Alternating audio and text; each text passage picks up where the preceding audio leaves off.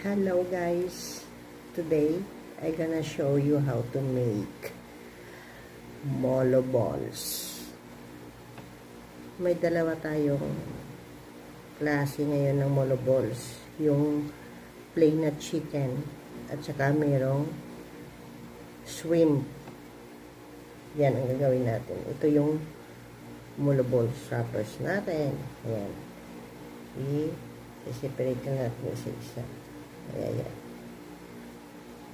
Yan ang gagawin natin. Ito yung molo wrapper. Yung pre-cook na natin na shrimp. At saka na-mix na rin natin na chicken mixture na natin. Chicken mixture natin is consist of minced chicken breast, carrots, at saka seasoning, black pepper, salt, and a little bit of sugar. Then the cornstarch.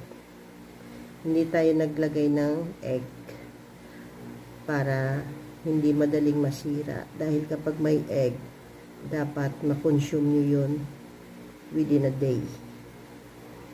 Kaya yun ang tip. Hindi ako naglalagay ng egg. Naglalagay lang ako ng oyster sauce. Ayan. Okay. Ayan. Gawa na tayo. Simple lang yan guys. Ganun nyo na lang. Pagkatapos, ilagay nyo sa center. Ayan. Ilagay nyo sa center yung mixture nyo. At saka, ganun lang. Press nyo lang yun, guys. Ayan o. Ayan. Ganun lang.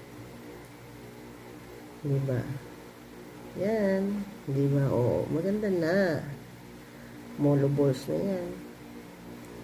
At saka, naghugas ako ng kamay.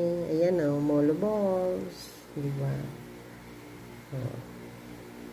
Ang ganda ba naman? O, kung gusto nyong i-design, o, ayan. Ayan yung ano niya.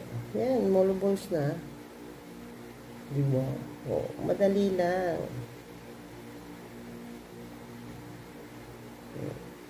Pagkatapos, bukas, nagawa tayo ng molo balls soup.